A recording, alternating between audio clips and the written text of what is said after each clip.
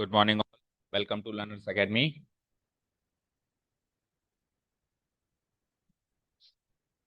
So we started chapter number 6 of your course yesterday. Chapter introduction over yesterday. Exercise introduction over first exercise. And also 6.1 के हमने question number 1 to 6 खत्म किए, right? So this is second part of your first exercise. 6.1 part 2. Total कितने questions बचते हैं वो अब आज की क्लास में खत्म करने की पूरी कोशिश कर रहे हैं, ठीक है। चलो अब ये 7th क्वेश्चन पढ़ते हैं। 7th क्वेश्चन को इंपॉर्टेंट भी मार्क करना, ठीक है। Question number 7 is the length x of a rectangle. There is a rectangle, उसकी लेंथ को हमने एक्स मान लिया, ठीक है। और वो जो लेंथ है वो डिक्रीज हो रही है। किस रेट से डिक्रीज हो रही है? 5 सेंटीमीटर पर मिनट से, ठीक है। 1 मिनट में 5 सेंटीमीटर कम हो जाती है। पहले जो लेंथ थी अगले मिनट में 5 सेंटीमीटर और कम हो जाएगी। इस तरीके से वो लेंथ डिक्रीज हो रही है। और जो उसकी विड्थ है जिसको वाई मान लिया गया है वो इंक्रीज हो रही है eight the rate of 4 centimetre पर मिनट। वो हर मिनट में 4 सेंटीमीटर बढ़ जाती है। लेंथ घट जाती है, ब्रेड्थ बढ़ जाती है। अब जब एक्स 8 था और वाई 6 था, दैट मीन्स लेंथ 8 थी और विड्थ 6 थी। उस समय या उस मोमेंट पे या उस इंस्टेंस पे आपको बताना है rate of change. Rate of change मतलब डेरिवेटिव। अब रेट ऑफ चेंज किसका किससे? तो देखो पहला क्वेश्चन है पेरीमीटर का रेट ऑफ चेंज बताओ। किसके रेस्पेक्ट में? ये गिवन नहीं है। तो आप देखो यहाँ पे ये जो लेंथ और विड्थ की जो इंक्रीज और डिक्रीज की रेट है वो भी with respect to time given है। तो ऑब्वियसली इसने पेरीमीटर और एरिया ऑफ रेक्टेंगल की भी rate of change with respect to time ही आपसे मांगी है। दैट मीन्स पर मिनट मांगी कि 1 मिनट में पेरीमीटर तो कितना बढ़ेगा या घटेगा, और सॉरी एरिया कितना बढ़ेगा घटेगा।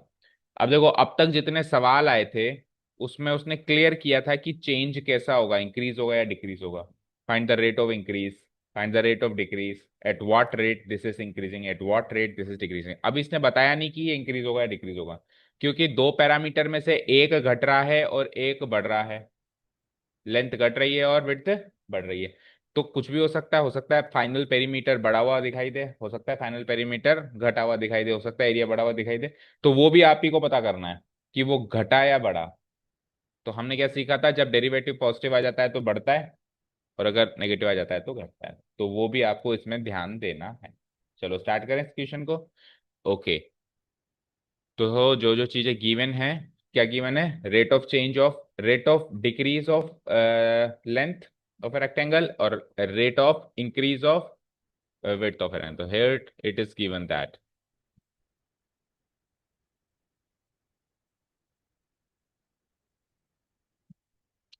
सबसे पहले rate of rate of decrease of क्या? विड्थ। अब एक काम करते हैं, इसको डिक्रीज और इंक्रीज, क्योंकि उसने फाइनली चेंज लेके आया। फाइनली आंसर क्वेश्चन उसका चेंज में, तो अपन यहाँ पे भी रेट ऑफ चेंज ही वर्ड यूज करेंगे।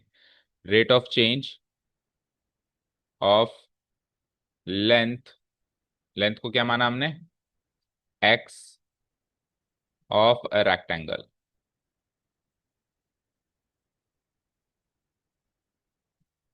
ठीक है। बताओ उसको हम क्या नोटेशन में, किस नोटेशन से डिनोट कराएंगे rate of change of length of rectangle को? नहीं, नोटेशन बताओ। D x by d t, क्योंकि एक्स को बदल रहे हैं और किसके रिस्पेक्ट में बदल रहे हैं? टाइम के। तो d x by d t कितना गिवन है ये? तो 5 सेंटीमीटर पर मिनट है ना, 5 सेंटीमीटर पर मिनट, ठीक है। ठीक नहीं है, माइनस आएगा, क्योंकि वो जो लेंथ है वो डिक्रीज हो रही है, ठीक है। एंड दूसरी चीज क्या गिवन है? Rate of change of width y of the rectangle, that is, इसको किससे डिनोट कराएंगे? D y by d t. और ये इंक्रीज हो रही है तो इसकी आंसर हम पॉजिटिव लिखेंगे, इसकी वैल्यू हम पॉजिटिव लिखेंगे, 4 सेंटीमीटर पर मिनट, ठीक है। अब ये दोनों चीजें गिवन है, इनको एस गिवन पॉइंट्स यूज करना है जहां भी जरूरत पड़े। फाइन। अब क्या पूछा है आपसे, पहला सवाल है rate of change of perimeter. तो पहले सवाल के लिए पेरीमीटर का फॉर्मूला।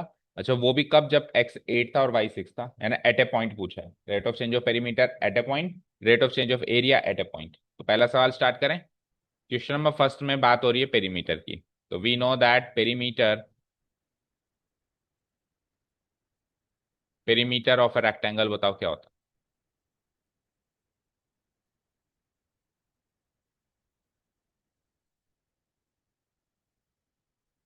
रेक्टेंगल क्या होता है, 2 × L + B। तो एल और बी तो एक्स और वाई है ना। तो पेरीमीटर को हम पी मान लेते हैं।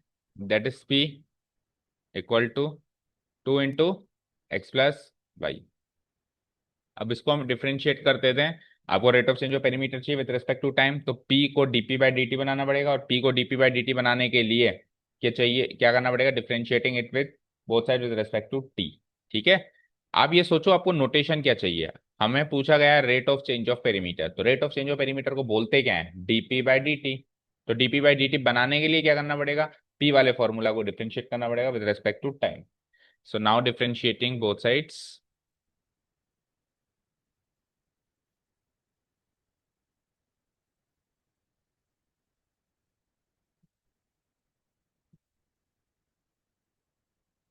with respect to time, we get, बताओ। तो P क्या बन जाता है, dp/dt। ठीक है। इक्वल टू, टू तो कांस्टेंट रहेगा, ब्रैकेट लगाएंगे, x क्या बन जाएगा with respect to time, dx/dt। और y क्या बन जाएगा with respect to time, dy/dt। अब तीन जो नोटेशन है, डेरिवेटिव नोटेशन, एक दो तीन, उनमें से दो की वैल्यू है हमारे पास, तो तीसरे की आ जाएगी जो चाहिए। ठीक है। This will be equal to 2 × -5 + 4। Given है ना दो, तो क्या हो जाता है -5 + 4। 2 × -1 यानी कि -2। पेरीमीटर किस में आता है, पेरीमीटर का यूनिट क्या होता है, सेंटीमीटर/मिनट। आंसर। अब देखो rate of change of perimeter क्या निकला, नेगेटिव निकला। दैट मीन्स पेरीमीटर क्या कर रहा है, घट रहा है। दूसरी चीज, एट ए पॉइंट पूछा था, लेकिन dp/dt as a function of x या वाई नहीं बना है, वो कांस्टेंट बना है। यानी कि हर एक इंस्टेंस पे, चाहे से इसने हालांकि कहा है कि x8 और y6 हो तब पता करो, लेकिन हर एक इंस्टेंस पे वो तो इतना ही कम होगा। और जब वो एक्स और वाई पे डिपेंड नहीं करता, तो उसको हम प्रैक्टिकली चेक भी कर सकते हैं, ये भी कल बताया था, याद है। तो उसको हैंड टू हैंड चेक करके देखो। तो मान लो कि एक्स और वाई कुछ भी मान लो, जो आपकी मर्जी हो। एक्स और वाई बताओ क्या रखना चाहते हो चेक करने के लिए, 4 और 5। तो एक्स और वाई अगर 4 और 5 है, तो पेरीमीटर क्या आएगा वो भी बताओ। हम्म। हाँ बताओ कितना आएगा, सॉल्व करो ना। हाँ, 18। ठीक है।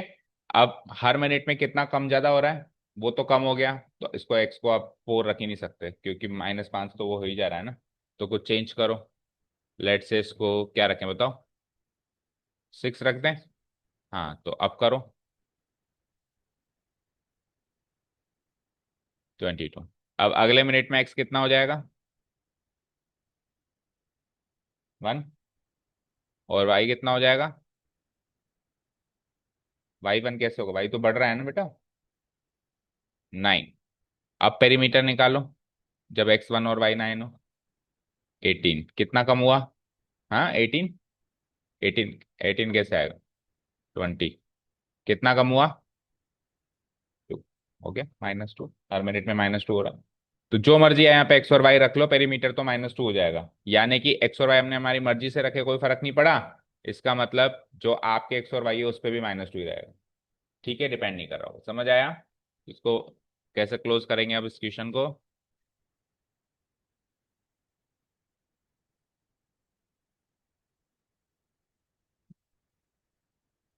Now the rate of change of perimeter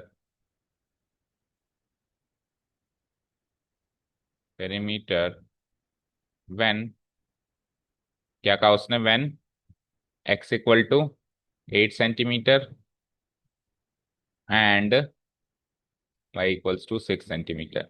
is given by is given by dp by dt at x equal to 8 and y equal to 6। But कोई फर्क नहीं पड़ेगा, इसका आंसर क्या आ जाएगा, वही -2। ठीक है, सेंटीमीटर पर मिनट। ठीक है, अब अपन क्या करेंगे यहाँ पे, इस माइनस को हटा देंगे क्योंकि वो तो हम सॉल्व कर रहे थे, जब अब अपने को तो फाइनली बताना है ना आंसर, डिक्रीज है, तो इस माइनस को हटा के यहाँ पे लिख देंगे डिक्रीज। डन। चलें सेकंड पार्ट पे। सेकंड पार्ट पे अगेन वी नो दैट, अब एरिया की बात, बी पार्ट जो है,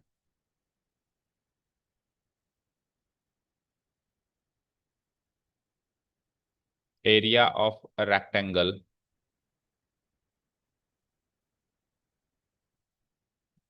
दैट इज कैपिटल ए कर देते हैं उसको, क्या बनता है बताओ formula, an x into y, x y. अब इसमें d A by d t चाहिए, तो differentiating, again differentiating it both side with respect to T.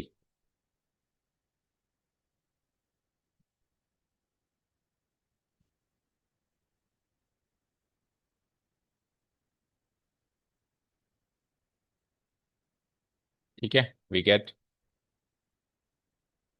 So A becomes d A by d t, और एक्स वाई में क्या लगेगा, product rule, तो x का derivative dx by dt, second function as it is plus x as it is, और y का derivative dy by dt। अब यहाँ से dx by dt dy by dt की वैल्यू पुटअप कर देंगे जो गिवन है, -5 और +4, ये हो जाता है -5y +4x। तो क्लियरली यू कैन सी कि d A by d t as a function of x और वाई मिला है। ठीक है, तो वो तो कांस्टेंट मिला था, तो वो तो आपके एक्स और वाई कुछ भी रखो वही सेम आंसर देगा, बट ये सेम आंसर नहीं देगा, इसको सॉल्व करके देखना पड़ेगा। सो वही same lines, rate of change of perimeter area, rate of change of area when x equal to कितना था, वही सेम 8 और 6, 8 centimetre and y equal to 6 centimetre is given by, notation रहेगा d A by d t at x equal to 8 y equal to 6। तो इसमें 8 और 6 put up कर देंगे, -5 इंटू वाई की वैल्यू 6 +4 इंटू 8 की वैल्यू, और x की वैल्यू 8, तो -30, 8 4 जा 32, दैट मीन्स 2 यूनिट क्या रहेगा, पर मिनट, और पॉजिटिव आया तो आगे लिख देंगे इंक्रीज। आंसर देखो दोनों, तो उसका भी 2 सेंटीमीटर है, इसका भी 2 सेंटीमीटर है, लेकिन वो है डिक्रीज और ये है इंक्रीज, ये है डिक्रीज और ये है इंक्रीज। ठीक है, समझ आया अच्छे से, क्लियर है, बढ़े आगे हम। चलो अब बढ़ाते हैं थोड़ी सी स्पीड, स्टेप्स यही रहेंगे करीब करीब अगले कुछ क्वेश्चंस में। A balloon which always remains spherical on inflation is being inflated by pumping in 900 cubic centimeters of gas per second। एक बैलून है जो कि स्फेरिकल है, स्फीयर शेप का है, इन्फ्लेट करने का मतलब होता है हवा भरना, हवा भरते हैं तो भी स्फेरिकल ही रहता है ना, चेंज नहीं होता उसका शेप। अब उसको बीइंग इन्फ्लेट किया जा रहा है, हवा भरी जा रही है बाय पंपिंग इन, हर सेकंड में कितनी गैस भर देते हैं उसमें, एयर 900 सेंटीमीटर क्यूब। तो ये जो गैस होती है वो वॉल्यूम होगी, तो हर सेकंड में वॉल्यूम इतनी बढ़ जाती है, तो ये rate of change of volume मिल गया आपको। ठीक है, यानी पहले स्टेटमेंट से आपको डीवी बाई डी मिल गया, पर सेकंड है ना, पहले स्टेटमेंट से आपको एक स्फीयर के वॉल्यूम का डीवी बाई डी मिल चुका है। ठीक है, और डीवी बाई डी कितना मिल चुका है, 900 क्यूबिक सेंटीमीटर पर सेकेंड। फाइन। अब पूछा गया है find the rate at which the radius of the balloon increases when the radius is 15। तो अब rate of change of radius पूछा है, यानी कि D R by d T पूछा गया है, और वो भी कब, जब रेडियस कितना था, 15। ये क्वेश्चन मार्क बन गया, हो गया, प्रॉब्लम को हमने कन्वर्ट कर लिया, डिफरेंशियल प्रॉब्लम प्रॉब्लम है वो गिवन है और ये चाहिए, तो इसको पता करने के लिए वॉल्यूम वाले फॉर्मूला को हम कर देंगे एक्सपेंड। ठीक है, तो पहले तो ये लाइन लिख देंगे, here it is given that the rate of change of volume of the sphere is, that is, उसको डिनोट करा देंगे इससे, dv by dt equal to, ये गिवन है। ठीक है, अब ये पता करना है। Now we know that volume of a sphere that is v equal to क्या होता है, 4/3 πr क्यूब। अब यहां से ये नोटेशंस बनाने, dv by dt dr by dt, तो इस वाली इक्वेशन को t के रेस्पेक्ट में डिफरेंशिएट कर दें। Now differentiating both sides with respect to t, we get, so v वाला नोटेशन बन जाता है dv बाई dt, इधर 4/3 will remain the same constant, 4/3 pi constant है, आर क्यूब को करेंगे तो 3r² और चेन रूल से आर को करेंगे तो dr बाय dt, 3 से 3 खत्म। dr बाई dt की वैल्यू चाहिए, dv बाई dt की वैल्यू पड़ी है, पुटअप करके आंसर आ जाएगा। ठीक है, दोनों में से एक एक देगा और एक पूछेगा। ठीक है, dv by dt 900 already given, उधर लिख देना फ्रॉम इक्वेशन 1। ये क्या बना, 4 πr² और dr बाई dt आपको चाहिए, तो dr बाई dt निकालते हैं यहां से हम, dr by dt equal to 900 divided by 4 πr²। 4 से 900 कितनी बार चला जाता है, 4 2 जा 8, फिर 4 2 जा 225, that means 225 divided by pi. यार पाई को हमको लिखना, वैल्यू नहीं रखनी जब तक वो ना कहे।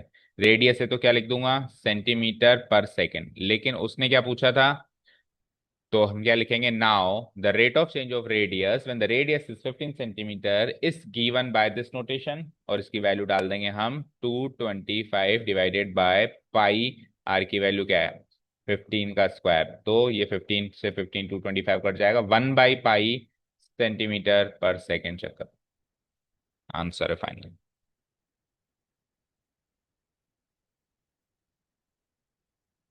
ठीक है, कर दूं डिलीट।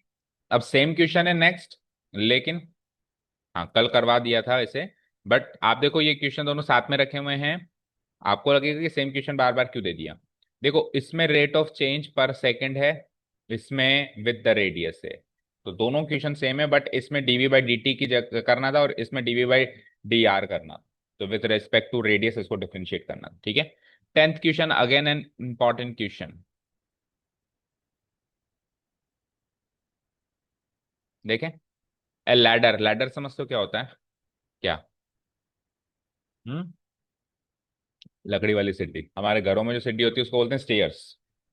ठीक है, तो जो लैडर है, जो कि दीवार के सहारे रख के नहीं चढ़ते हैं, टेम्पररी सीढ़ी होती है, बांस वाली लकड़ी वाली, जो भी कह दो उसको, 5 मीटर तो लंबी है और वॉल के अगेंस्ट लीन की गई है। तो लेट से ये है वॉल, इसके अगेंस्ट उसको लीन कर देते हैं। ठीक है, लीन मतलब ऐसे रखी गई है वॉल के अगेंस्ट, कुछ ऐसे।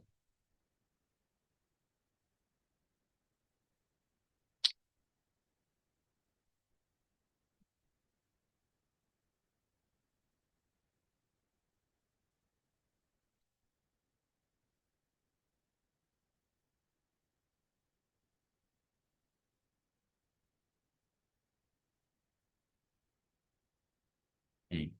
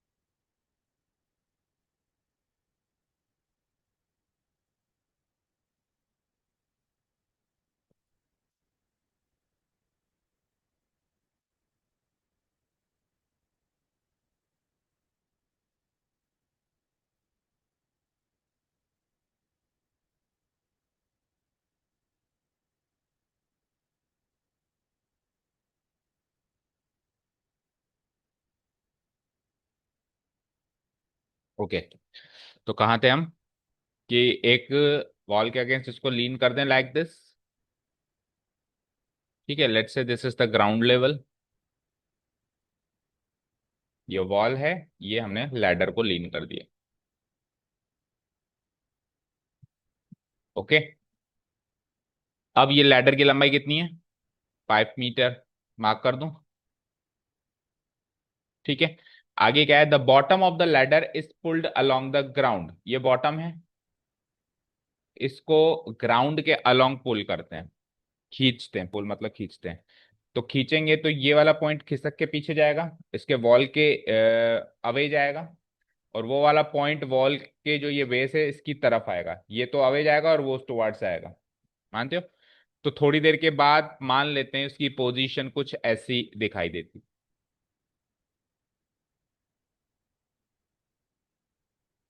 थोड़ी सी कम कर दो।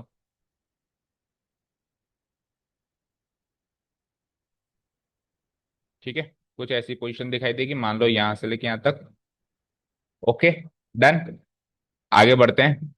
अच्छा, किस रेट पे इसको खींचा जा रहा है? 2 सेंटीमीटर पर सेकेंड, यानी हर सेकंड में 2 सेंटीमीटर खिसका देते हैं। यानी कि अभी इस समय ये जहां थी और 1 सेकंड के पास जहां पहुंच गई, तो इसके बीच का गैप 2 सेंटीमीटर। हर सेकंड में 2 सेंटीमीटर उसको खिसका दिया जाता है अवे फ्रॉम द वॉल। तो उसकी हाइट भी हर सेकंड कुछ कुछ कम हो रही होगी। तो हर सेकंड उसकी हाइट कैसे कितनी कम हो रही होगी? How fast is its height on the wall decreasing, यानी rate of change of height पूछा गया है। When the foot of the ladder is 4 metre away from the wall, और वो भी एक इंस्टेंस पे। देखो, हर बार जैसे सपोज करो ये यहाँ पर है, थोड़ी देर के बाद यहाँ, थोड़ी देर के बाद यहाँ, थोड़ी देर के बाद यहाँ, तो ये फुट ऑफ द जो लैडर है इसकी वॉल से कुछ दूरी होगी। फिर थोड़ी देर के बाद इसकी वॉल से कुछ दूरी होगी, फिर थोड़ी देर के बाद इसकी वॉल से कुछ दूरी होगी। तो जब उसकी वॉल से दूरी 4 मीटर थी, तो उस इंस्टेंस पे बताना है कि उस इंस्टेंस पे हाइट किस रेट पे डिक्रीज हो रही है। यानी एट ए पॉइंट पूछते हैं ना डेरिवेटिव, उसमें अपने को ये वाली हाइट क्या डालनी है? 4 मीटर डाल। समझ आया? ओके। तो ये हो गया क्वेश्चन का एक रफ फिगर। अब इसको थोड़ा सा डिमॉन्स्ट्रेट करते हैं। तो लेट्स से ये तो हो गई 5 मीटर इसकी लंबाई। अब जो चीज हम खिसका रहे हैं और जो चीज खिसक इधर से जा रही है, उनको कुछ कुछ मानना पड़ेगा। तो लेट्स से कि इसको मान लेते हैं एक्स। ये जो यहां से लेके यहां तक चीज आई, इसको क्या मान लेते हैं हम? एक्स। और ये जो चीज है इसकी क्या है? रेट ऑफ चेंज कितनी है? 2 सेंटीमीटर पर सेकेंड। ठीक है। अ, इसको एक्स मत मानो, इसको एक्स मत मानो, इसको एक्स मानो। पहले जो आपकी यहां से लेके यहां तक दूरी थी, क्या? Foot of the when the foot of the ladder is 4 metre away, तो distance between the foot of the ladder and the foot of the ladder and the wall की बीच की दूरी को एक्स मान लो। अब ये एक्स बढ़ रहा है, देखो। समझ गए?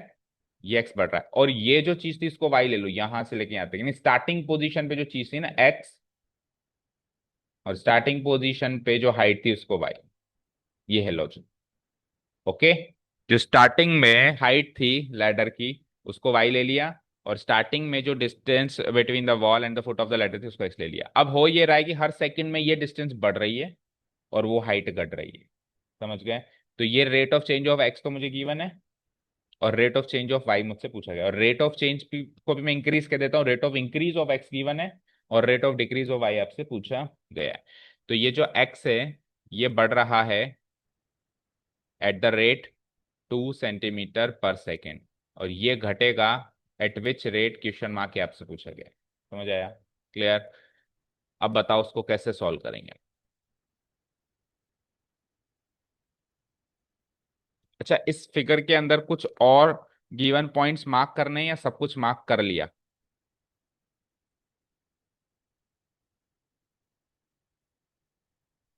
बोलो।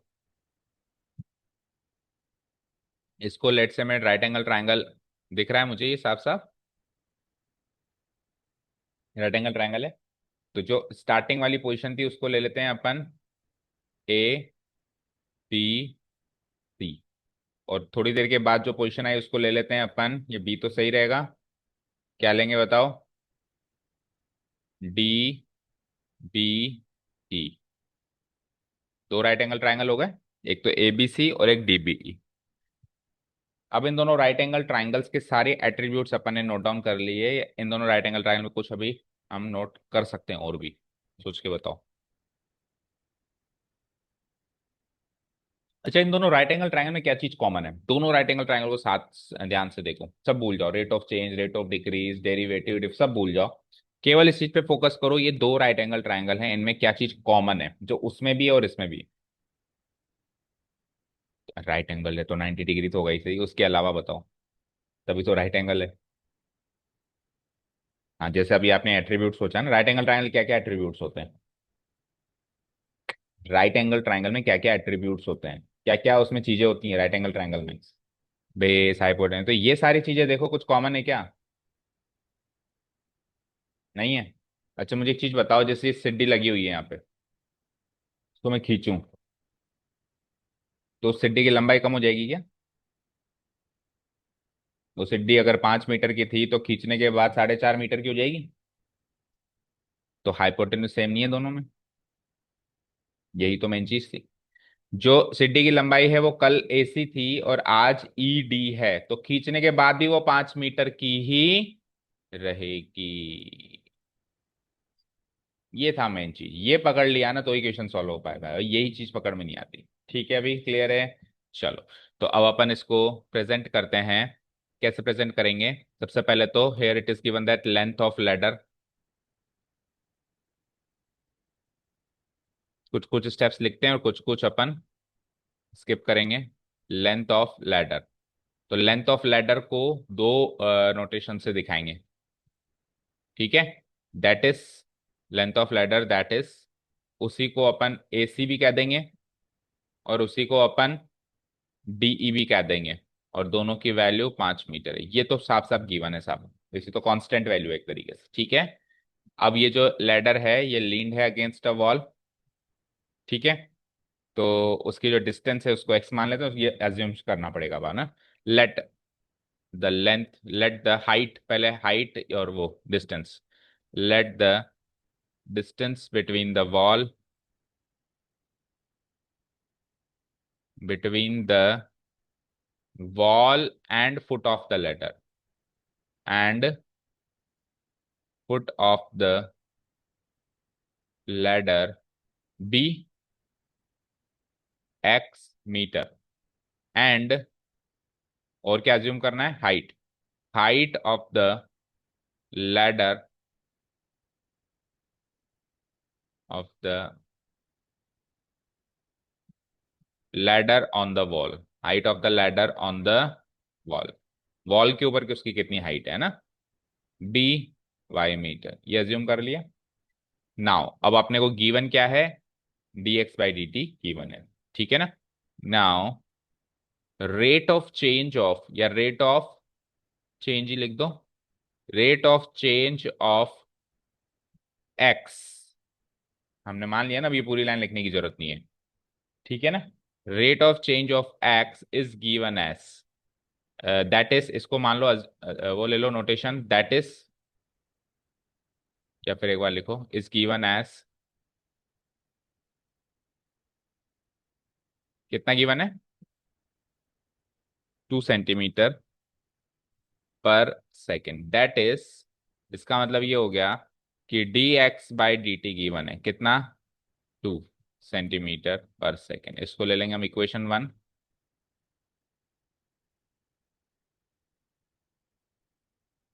और हमसे पूछा गया है rate of change of y. ठीक है, तो rate of change of x dx/dt हो गया, rate of change of y dy/dt। अब आप सोचो कि ऐसा कौन सा फॉर्मूला हम एक्सपेंड करें, डिफरेंशिएट करें, जिसमें से dx/dt और dy/dt वाले एक्सप्रेशंस निकल के आए और साथ में इसका कनेक्शन इस कांस्टेंट वैल्यू से भी हो। तो that is one and only Pythagoras theorem. तो आप ट्रायंगल ABC के अंदर देखेंगे तो पाइथागोरस थ्योरम लग जाएगी। कैसे? x² + y² = 5²। ठीक है, नाउ, नाउ, अच्छा ये जो x है, ये जो x, ये BC है ना, दैट इज BCB, और ये जो हाइट है वो AB है, और that is A B B. ठीक है, so now A B C, triangle ABC is a right triangle. So, using Pythagoras theorem,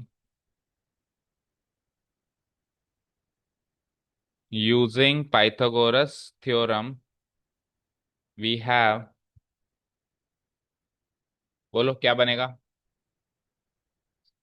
AB² plus BC² is equals to AC²।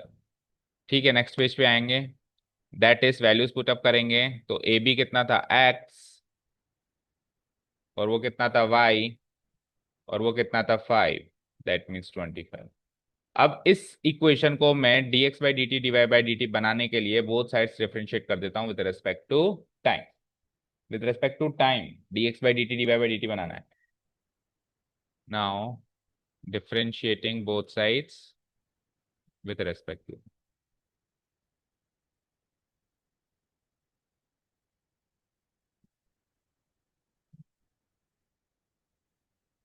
We get, so बोलो क्या बनता है? x² का derivative 2x, x का dx by d t, y² का 2y into d y by d t, और 25 का 0।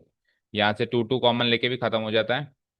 तो नेक्स्ट स्टेप में आप 2 को कॉमन ले लेंगे तो ये हो जाता है x d x by d t plus y d y by d t equal to 0। Next step में ये 0 से 2 डिवाइड होके केवल इतना सा पार्ट बच जाएगा। ठीक है, अब यहाँ पे dx बाई डी टी और dy बाई डी टी में से एक चीज गिवन है और एक चीज पूछी गई है।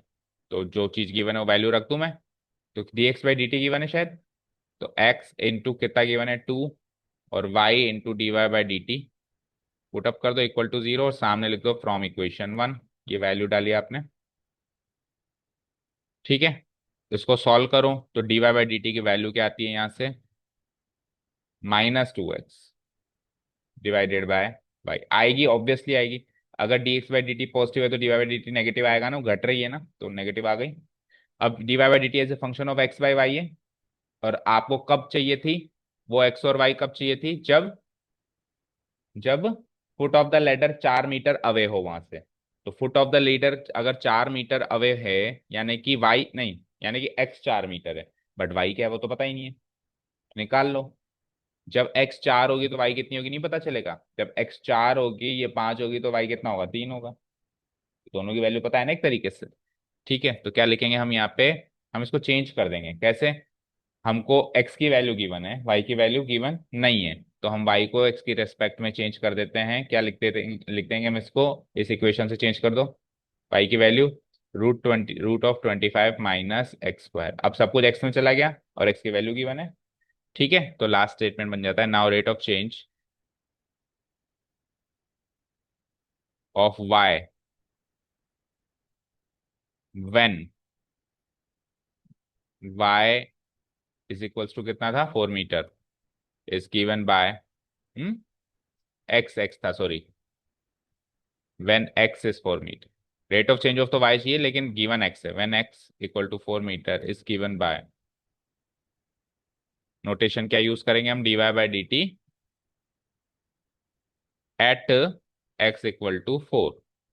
ठीक है, और चाहो तो इस इक्वेशन में पहले x की वैल्यू 4 रख के y निकाल लो।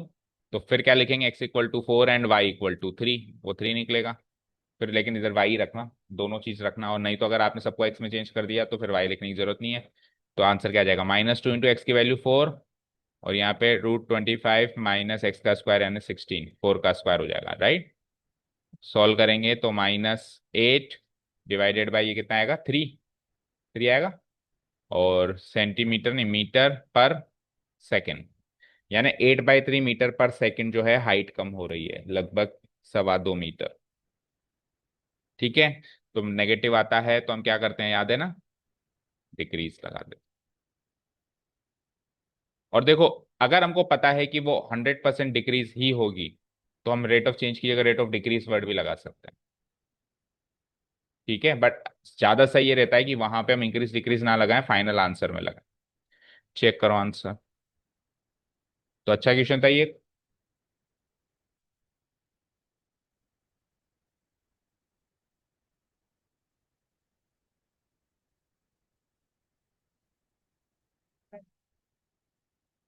क्योंकि उसने पूछा ही how fast it is heights decreasing. अगर यहाँ पे चेंज वर्ड पूछता तो फिर आपको आंसर डिक्रीज है या इंक्रीज है भी बताना पड़ता, बट वो खुद ही कह रहा है कि डिक्रीज होगा, तो फिर आंसर में क्यों बताएगा कि डिक्रीज होगा, बस ये बताएगा कितना डिक्रीज होगा। ठीक है।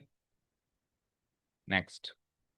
ए particle moves along the curve, कोई कर्व है, उसमें कोई पार्टिकल मूव कर रहा है, दैट मीन्स कोई पॉइंट है जो मूव कर रहा है। मैथमेटिकल डेफिनेशन में पार्टिकल नहीं होता, पॉइंट होता है। साइंटिफिक डेफिनेशन फिजिक्स केमिस्ट्री में पार्टिकल्स होते हैं, बट हमारे मैथ्स में अगर कोई कर्व है और उस पर कोई पार्टिकल मूव कर रहा है तो मैं पॉइंट मानूंगा, पॉइंट मूव कर रहा है। ठीक है। कर्व की जो इक्वेशन है वो ये गिवन है। Find the points on the curve at which the y coordinate is changing 8 times as fast as the x coordinate. तो उसमें ऐसा कौन सा पॉइंट है, पॉइंट पता करना है, पॉइंट्स लिखा हुआ है, यानी एक से ज्यादा भी हो सकते हैं। ठीक है, हम तो मानते चलो एक ही होगा, लेकिन एक से ज्यादा भी हो सकते हैं। उस पॉइंट पे क्या होना चाहिए, rate of change of y है, वो rate of change of x से 8 गुना होना चाहिए। यानी rate of change of y को क्या कहते हैं, rate of change of x को क्या कहते हैं। तो ये इसका कितना गुना होना चाहिए, 8 गुना होना चाहिए, 8 × dx/dt। समझ आया, क्लियर है। अब dy/dt dx/dt बनाने के लिए क्या लिखेंगे, क्या करेंगे, इसको डिफरेंशिएट कर देंगे both side with respect to x. तो इजी सा क्वेश्चन है, कैसे रिप्रेजेंट करेंगे हम यहाँ पे, here the equation of the curve is given as this. अब यहां से now differentiating both sides with respect to t, we get, क्योंकि चेंजिंग विथ नहीं गिवन है ना, विथ वॉट, तो फिर हम विथ टाइम मानेंगे। सो क्या हो जाएगा, 6 तो कांस्टेंट रहेगा और y का डेरिवेटिव dy/dt, x³ का क्या बनेगा 3x² और चेन रूल्स x का dx/dt और +2 का +0। तो यहां से थोड़ा सा सॉल्व करते हैं, तो 3 से ये कुछ टाइम कट भी जाता है, क्या 2। तो dy/dt और dx/dt के बीच में क्या आ जाता है relation, 2 dy/dt is equals to x² dx/dt। Okay. अब हमसे क्या पूछा गया है कि पॉइंट्स, पॉइंट्स मतलब एक्स और वाई की वैल्यू, रेट ऑफ चेंज नहीं पूछा गया है। हमसे पूछा गया फाइंड द पॉइंट्स। तो पॉइंट क्या आएगा, पॉइंट के कोऑर्डिनेट्स क्या होते हैं, एक्स और वाई। तो हम मान लेते हैं वो जो पॉइंट्स होंगे वो होंगे x1 y1, अल्पल के लिए से मान लेते हो कि वो पॉइंट्स क्या होंगे x1 y1। Now it is given that, now let the points on the curve be, point या पॉइंट्स ऐसे लगा देता हूं क्योंकि एक भी आ सकता है, एक से ज्यादा भी। ऑन द कर्व बी, उसको हम मान लेते हैं x1, y1। ठीक है ना। At which, at which y coordinate is changing, line लिख देंगे, y coordinate is changing 8 times as fast as the x coordinate, ये पूरी लाइन लिख देंगे। That is, that is dy/dt at, at what x1 y1, ये change हो रहा है 8 गुना dx/dt eight what x1 y1। तो अब आपको यहां से x1 y1 की वैल्यू चाहिए। भाई ऐसे x1 y1 ढूंढो जहां पे dy/dt dx/dt का 8 गुना बनता है। समझ आया, क्लियर है। अब क्या करें बताओ, एक इक्वेशन वो है, एक इक्वेशन ये है, और x1 y1 की वैल्यू चाहिए। एक काम कर दो, यहां से इसको 2 को उधर ले जाओ। अब dy/dt और dx/dt आपके पास, तो dy/dt एट x1 y1 निकालो इस इक्वेशन से। तो उसमें क्या होगा, x x1 में चेंज हो जाएगा, और dx/dt किस में चेंज हो जाएगा, dx/dt एट x1 y1 में चेंज हो जाएगा। डन। फिर उसके बाद यहां से भी dy/dt eight x1 y1 given हो जाएगा, और यहां से भी गिवन हो जाएगा फ्रॉम इक्वेशन 1 और 2, इनको कर लो। क्लियर। तो हम क्या लिख देंगे, ये x² 2 हो गया, दैट इज, या फिर एक काम करो, इक्वेशन 1 से dy/dt की वैल्यू लिख दो, यही तो है dy/dt की वैल्यू। तो dy/dt की वैल्यू क्या है बोलो, x² 2, लेकिन एट x1 y1 चाहिए, तो ये क्या बन जाएगा x1 का² 2 इंटू dx/dt भी क्या हो जाएगा x1 y1 पे। Equal to R H S same, ये d y by d t की वैल्यू मैंने इक्वेशन 1 से नोट डाउन कर ली। आर एच एस क्या हो गया, 8 × dx/dt at x1 y1 from equation first. अब क्या कटा यहां से, dx/dt at x1 y1 as it is कट गया इससे, तो x1 का square divided by 2 equal to 8 आ गया। यहां से x1 का स्क्वायर कितना आ जाता है, 8 × 2 = 16, तो वहां से x1 कितना आ जाता है, √16, दैट मीन्स +or -4। तो सर पॉइंट्स तो y1 भी तो चाहिए, तो y1 को x1 y1 जो है इस कर्व पे लाया कर रहे हैं, तो इस कर्व की इक्वेशन को सेटिस्फाई करेंगे। तो अगर मैं x1 y1 इसमें पुटअप करूं +or -4 तो y आ जाएगा। ठीक है, तो मैं क्या लिखूंगा आगे इतना करने के बाद, now the point x1 y1 also lies on the given curve, so it must satisfy the equation of the given curve. So putting x comma y equal to x1 comma y1 in the given equation, we get the given equation will be changed to 6y1 equal to x1 का cube plus 2। अब यहाँ पे x1 की दो values है, तो दोनों values put up करो 1/1। ठीक है, तो पहली वैल्यू है 4 का क्यूब प्लस 2, और लगाओ -4 का क्यूब प्लस 2, 4 का क्यूब यानी 64 + 2, और यहाँ पे -64 + 2 -62, ये 6y1 की वैल्यू है। तो यहाँ से y1 की वैल्यू भी 2 मिलेंगी फिर आपको।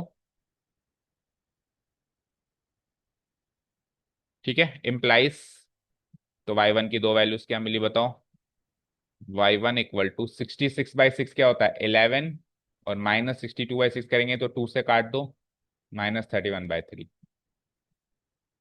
तो जब x1 4 है तब y1 11 है, जब x1 -4 है तो -31/3। तो दो पॉइंट्स हैं उस कर्व पे जहां पे ये सारा काम हो रहा है।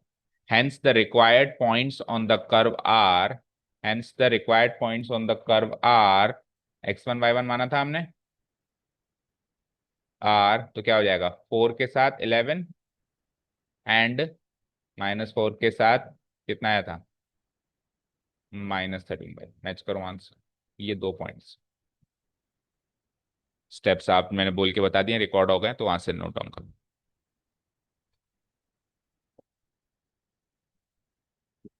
आया समझ में, कर दूं डिलीट। क्वेश्चन नंबर 12 देखो, the radius of an air bubble is increasing at the rate of ½ cm/s, at what rate is the volume of the bubble increase. बहुत सारा ला गया तो अचानक से, rate of change of radius given है, लिख दोगे इसके steps. The radius of an air bubble, अब कुछ भी नहीं गिवन हो तो एयर बबल इन सारी चीज को स्पेयर मानेंगे। तो rate of change of radius of a sphere given है, देखना है, यानी dr/dt।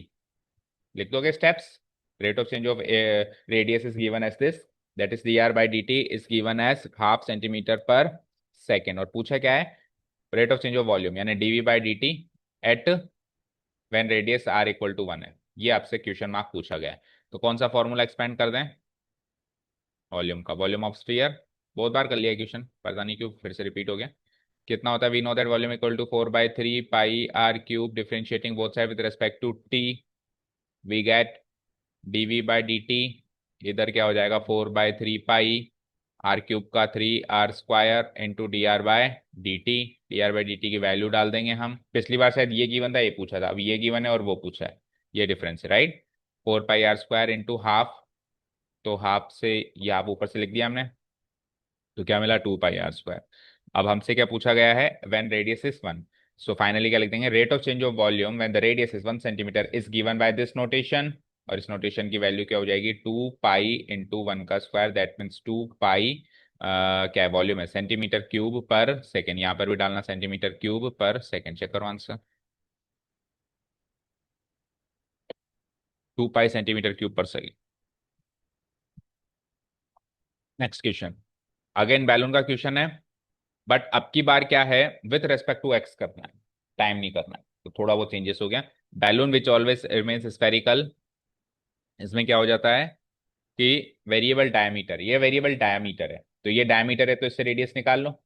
तो है the diameter of the balloon is given as d equal to 3/2 × 2x, तो डायमीटर भी एक x का फंक्शन है, तो डायमीटर x का फंक्शन है, here the diameter of the spherical balloon is given as this, so the radius that is r of the spherical balloon will be, इसका आप कर दूं तो 1/2 ऑफ 3/2 ऑफ 2x+1, तो क्या बनेगा ये 3/4 टाइम्स 2x+1, तो वो भी x का फंक्शन मिल गया। अब rate of change of volume चाहिए विद रिस्पेक्ट टू x, यानी dv/dx चाहिए। Now we know that volume of spherical balloon वही पहले वाला, that is v equal to 4/3 πr cube.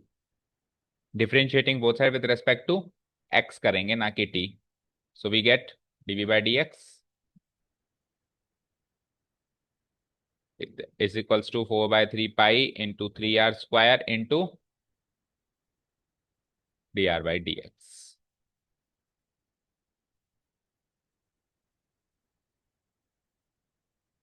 सही कर रहे हैं। Find the rate of change of volume with respect to x. Okay ठीक है यहां तक। अब प्रॉब्लम यह है कि 3 से तो 3 काट दिया, तो ये बन गया 4πr² dr/dx, और ये किसकी वैल्यू है dv/dx। बट मेरे पिछली बार तक क्या हो रहा था, या तो dr/dt गिवन होता था dv/dt पूछता था, dv/dt गिवन होता था dr, लेकिन इस बार तो दोनों में से कुछ भी गिवन नहीं है। पूछा तो हालांकि rate of change of volume है, लेकिन dr/dx कहाँ गिवन है, तो dr/dx भी निकालना पड़ेगा। वो कैसे निकालेंगे, आर को इक्वेशन एक्स, आर एक्स की फॉर्म में लिखा हुआ है ना, तो इस इक्वेशन को डिफरेंशिएट कर देंगे बहुत, ये पहले ही करके आएंगे काम। आर इक्वल टू 3/4, ये पहले हम अज्यूम कर लेंगे कि हमने को निकालना पड़ेगा, तो इसको पहले करके आएंगे differentiating both side with respect to x, तो dr/dx इक्वल टू 3/4, कॉन्स्टेंट है 2x का डेरिवेटिव 2, 1 का तो 0 हो जाएगा, तो ये हो जाता है 3/2, और r है दैट मीन्स, अच्छा यूनिट कुछ गिवन ही नहीं है तो हाँ इतना ही छोड़ दो। इसको हम यहाँ पे कॉपी पेस्ट कर देंगे, 4πr² into 3/2 से 2 अगेन गया, 2 3 जा 6πr², आंसर। और एट ए पॉइंट नहीं पूछा इस बार, इसे फंक्शन ऑफ आर ही पूछा है, चेक करो।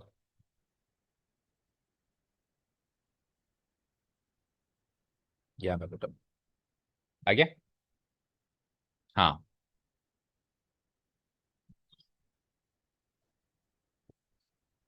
क्या,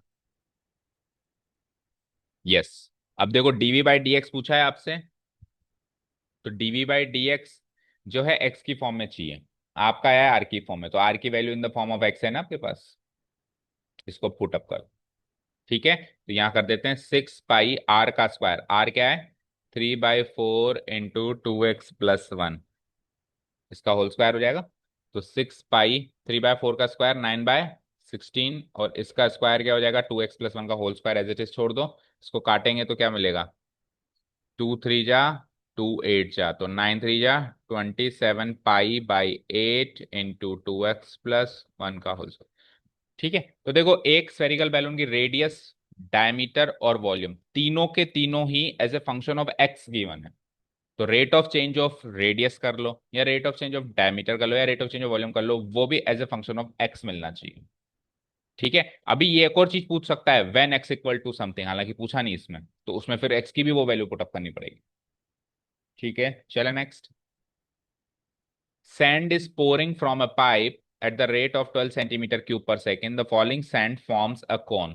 सैंड गिरा रहे हैं अपन, करते हैं ना कई बार, बचपन से काम करते हैं, सैंड गिराते हैं तो टीला बनता जाता है मिट्टी का, पहाड़ के पीछे जाते हैं तो बहुत काम करते थे हम लोग, तो ऐसा कुछ गेम चल रहा है वहां पे, है ना।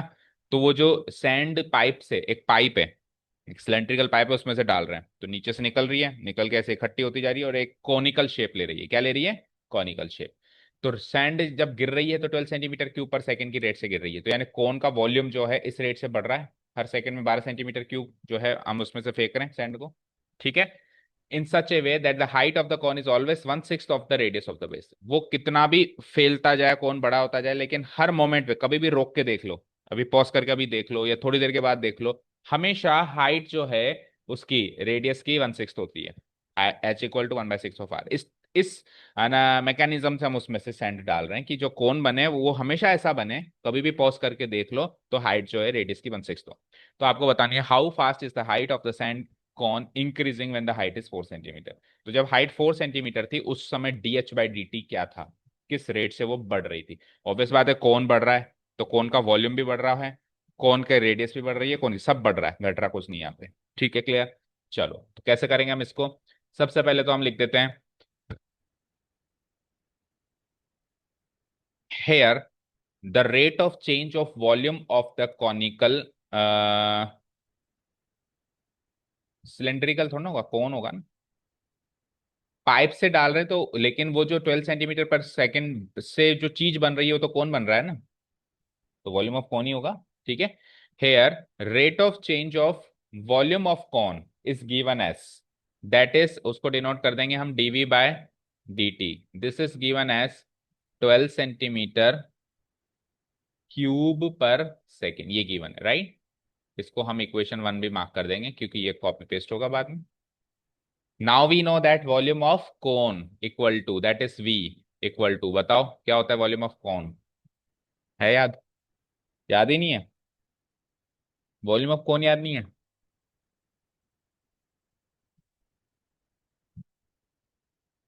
फिर कैसे काम चलेगा? वॉल्यूम ऑफ सिलेंडर, किसी भी चीज का वॉल्यूम क्या होता है, area of base into height.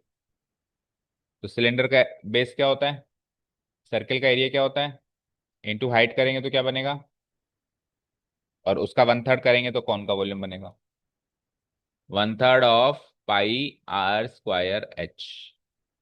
अब इसको हम डिफरेंशिएट करते हैं both side with respect to t. Now differentiating both side with respect to t, we get, तो क्या बन जाता है डीवी बाय dt, जिसकी वैल्यू है मेरे पास 1/3 पाई कांस्टेंट है, आर स्क्वायर एच में आपको लगाना है प्रोडक्ट रूल, ब्रैकेट लगा दूं, बताओ आर स्क्वायर का derivative 2r dr/dt into h as it is, plus अब r square as it is और एच का dh/dt। अब इसके अंदर dv/dt, dr/dt और dh/dt तीन चीजें हैं, मेरे को तो वैल्यू तो dv/dt की गिवन है, तो रेडियस और हाइट मतलब dr/dt और dh/dt में से भी तो एक चीज चाहिए होगी। तो उसने क्या कहा था कि radius is always the 1/6 of the height, तो वहां से dr/dt की value in the form of dh/dt या dh/dt की value in the form of dr/dt आपको निकालनी है, समझ आया? इतना लिख दिया। तो अब हम क्या करेंगे, इसको तो थोड़ा सा सॉल्व कर दो तो कर दो, कितना हो गया ये बोलो, 2/3 पाई आर एच dr/dt प्लस, ये क्या बनेगा, आर स्क्वायर, पाई/3 लिखो, पाई/3 कांस्टेंट है, पाई/3 आर स्क्वायर dh/dt, ये किसकी वैल्यू बन गई, dv/dt। इसको एक इक्वेशन मार्क करके छोड़ दो, इक्वेशन 2 मार्क करके छोड़ दो, और एक और काम कर लो, चलो इसमें इसकी वैल्यू पुटअप कर दो, जितना सॉल्व हो रहा था तो कर दें, तो और थोड़ा सॉल्व हो जाएगा, तो ऊपर ही कर देते फिर तो, चलो इधर कर दो। तो dv/dt की वैल्यू क्या डाल दी हमने, 12, इधर लिख दिया फ्रॉम इक्वेशन 1। ठीक है, तो क्या क्या सॉल्व हो जाएगा बताओ, 3 को उधर ले जाएं,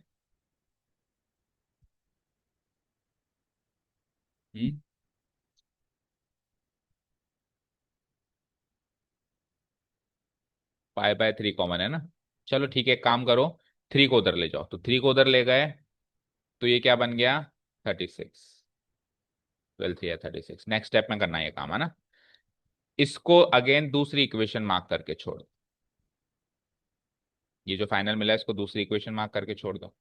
अब आपसे नेक्स्ट चीज, also it is given that, again it is given that the height of the cone is always 1/6 of the radius of the base, जैसा भी गिवन है, दैट इज, इसका मतलब क्या हो गया, h equal to r/6 always.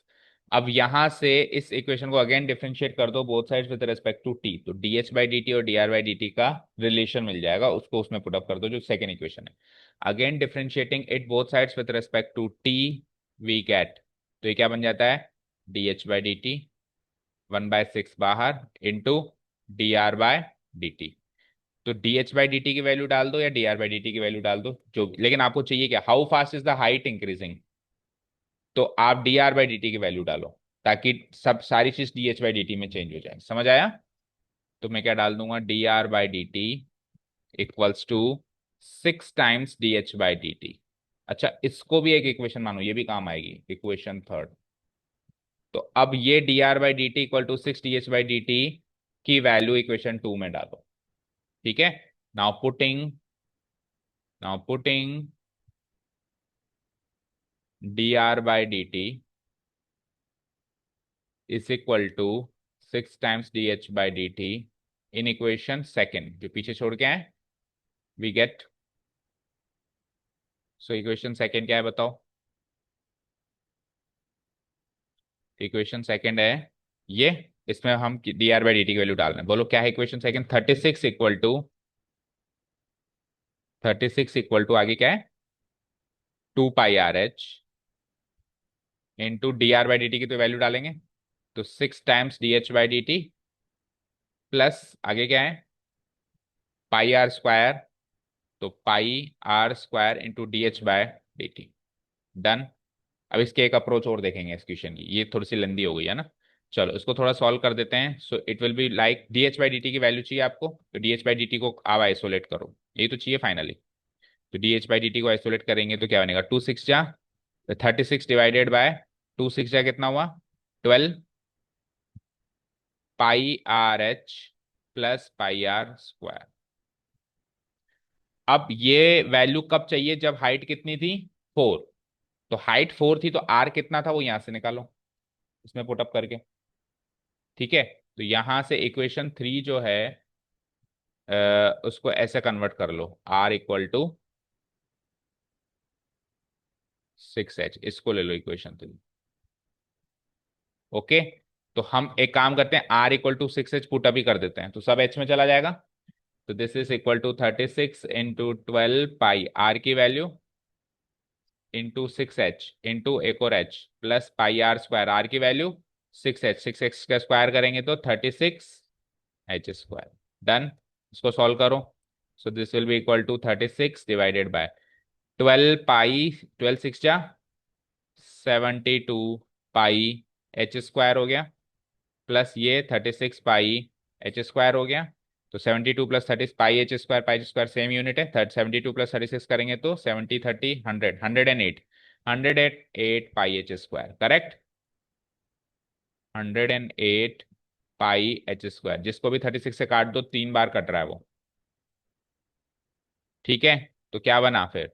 1/3 pi h²। अब आप यहाँ पे h की वैल्यू डाल दो जो भी उससे पूछी गई है, तो फाइनल आंसर हो जाता है। Now the rate of change of height of the sand cone when the height is, ये इंक्रीजिंग हटा देना, rate of change of height of the sand cone when the height is 4 centimetre is given by dh/dt at h = 4। तो उसके अंदर 1/3 पाई h² था, उसमें h की value डाल देंगे हम 4²। 4² 16, 16 3 जा 48, 1/48 pi rate of change of height है, तो सेंटीमीटर पर सेकेंड। चेक करो, समझ आया? अब देखो इसको दूसरा अप्रोच क्या हो सकती है हमारी, कि इसके अंदर हमने r² और h² को जब डिफरेंशिएट किया तो dr/dt और dh/dt दो टर्म्स निकल के आ गई, जबकि हमको dr/dt से कोई खास मतलब नहीं था, हमको तो इसकी वैल्यू चाहिए थी। तो हम ये एक्सप्रेशन बनाए ही नहीं। ये नहीं बनाए तो r को इधर ही h की टर्म्स में लिख के इस पूरे एक्सप्रेशन को इधर ही h में कन्वर्ट कर दो, वो ज्यादा आसान है। इस पे हमने पहले गौर नहीं किया। ठीक है, हमको गिवन है ना r = 6h, तो इसी फॉर्मूला में r को रिप्लेस कर दो ना अब। तो 1/3 पाई आर को क्या लिख दिया? 6h, 6h यानी 36 h² इंटू एच, तो 3 टाइम्स 12 यानी 12 पाई h³ तो अब आप इसको डिफ्रेंशिएट करेंगे तो 12 pi into 3h² into dh/dt, तो dr/dt बनाई नहीं, यानी कि 36 पाई h² dh/dt मिला, इक्वल टू किसके बराबर? dv/dt। dv/dt की वैल्यू 36 यहां से पुटअप करी, तो 36 बराबर 36 पाई h² dh/dt, ये कटा। सो सीधे सीधे dh/dt की वैल्यू क्या आ गई? ये उधर जाएगा, तो 1/पाई h², जो फाइनली हमारा आया था। h की वैल्यू 4 डाल दो, जो भी पूछी गई थी। समझ आया? क्लियर है? अच्छा, 1/3 पाई तो लिखा ही नहीं, लिख दिया था क्या? हाँ लिख दिया था। क्लियर है? समझ में आया? तो ये ज्यादा आसान है कि हमको rate of change of height पूछी गई है तो हम शुरू से ही फॉर्मूला में आर और एच दो वेरिएबल्स ना लेके चलें। हमको आर और एच का रिलेशन ऑलरेडी गिवन है तो हम सारा एच में कन्वर्ट कर दें, या rate of change of r पूछा था तो एच को आर में कन्वर्ट कर दें, और हम इस तरीके से चलेंगे तो सॉल्व तो हो रहा है। लेकिन फिर जबरदस्ती से एक्सप्रेशन बन रहा है, इसकी वैल्यू फिर उस फॉर्मूला से डालनी पड़ रही है। ठीक है, दोनों चीज क्लियर है, कर दूं डिलीट। अब जो नेक्स्ट टू क्वेश्चंस हैं वो सिमिलर पैटर्न पे हैं। क्या है? टोटल कॉस्ट और टोटल रेवेन्यू। एक किसी कंपनी का टोटल कॉस्ट और टोटल रेवेन्यू गिवन है आपको as a function of x. Cost भी as a function of x given है, दोनों को साथ में देख लेते हैं। और रेवेन्यू भी as a function of x given है, जहां पे एक्स का मतलब है कितने यूनिट्स आपने प्रोड्यूस किए हैं, उस आइटम के कितने यूनिट्स आपने बनाए, 200 यूनिट बनाए, 300 यूनिट बनाए।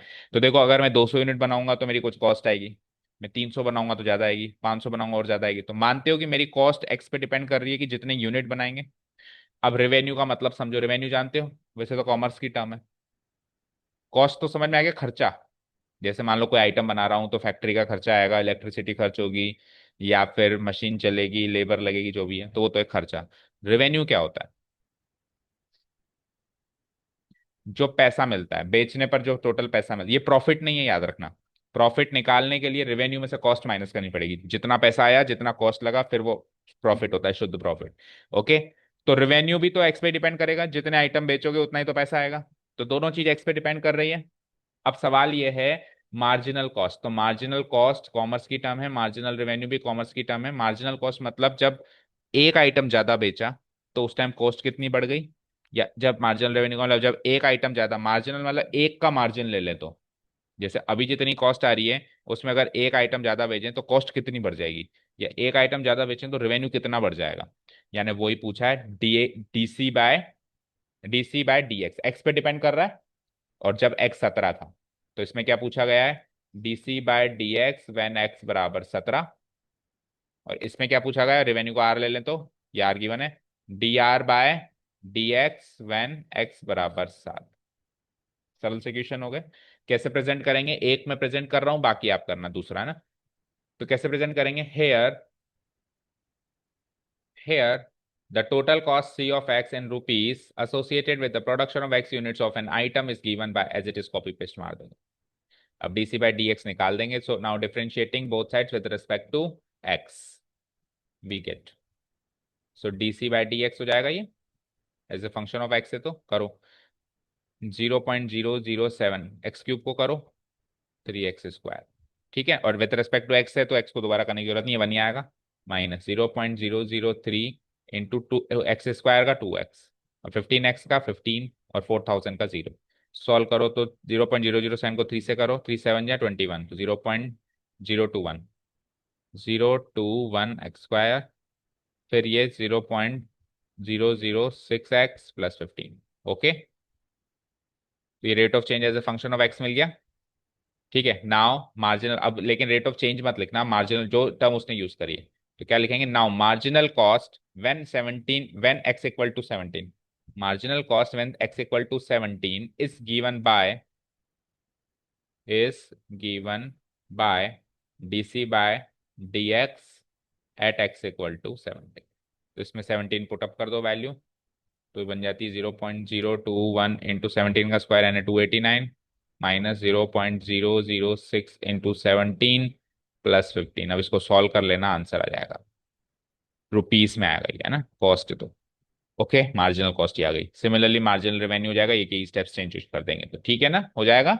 तो आंसर मैच ना हो तो कल बता देना, बाकी कुछ नहीं है इस क्वेश्चन में। ये दो क्वेश्चन काफी इजी हैं, बस टर्म्स जो है अलग अलग यूज हुई हैं, जो पहली बार हमने सुनी है, मार्जिनल कॉस्ट, मार्जिनल, तो उनका मतलब पता होना चाहिए। ये क्या MCQ आ गया, 17 और 18। The rate of change of area of circle with respect to its radius. तो DA/DR ही तो पूछा है आपसे, और वो भी कब, when R = 6।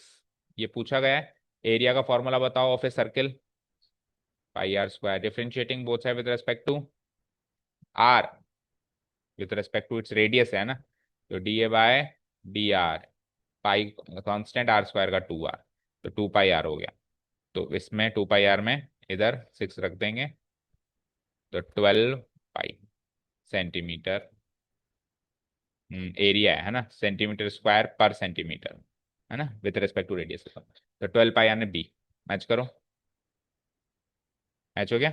Last, the total revenue वही सेम आ गया, कर दोगे वही R डैश एक्स। अपन एक काम और कर सकते हैं, इसमें as a function of x given है ना, तो हम वो डीसी बाई डी एक्स वाली नोटेशन ना यूज करके, जैसे इसको differentiate both side with respect to x किया, तो we get c dash x लिखो, ज्यादा सही रहेगा। जैसी नोटेशन वैसा यूज करो, इसमें आर डैश एक्स लिखो, वो वाली नोटेशन ना लिखो, तो इसमें भी वही हो जाएगा फिर। बताओ उसका आंसर बताओ चलो। R dash x, r dash x की वैल्यू क्या हो जाएगी, आर ऑफ एक्स गिवन है तो आर डैश एक्स हो जाता है 3 2 जा 6 एक्स प्लस 36। और आर डैश एक्स गिवन है तो फिर जब अपन लिखेंगे ना marginal revenue when x equal to 15 is given by, तो उसको क्या लिखेंगे, आर डैश 15, और उसमें वैल्यू डाल देंगे 6 × 15 प्लस 36, तो 90 plus 36 and 126। Option d check करो। हो गई एक्सरसाइज, समझ में आ गया रेट ऑफ चेंज अच्छी से। खत्म करो इसको, तो फिर कल शुरू करते हैं इंक्रीजिंग एंड डिक्रीजिंग फंक्शंस। अब यहाँ से मेन टॉपिक शुरू हो गया, ये और अगले टॉपिक दोनों इंटरकनेक्टेड है। ठीक है ना। Thank you so much for listening to us, have a nice day, keep learning.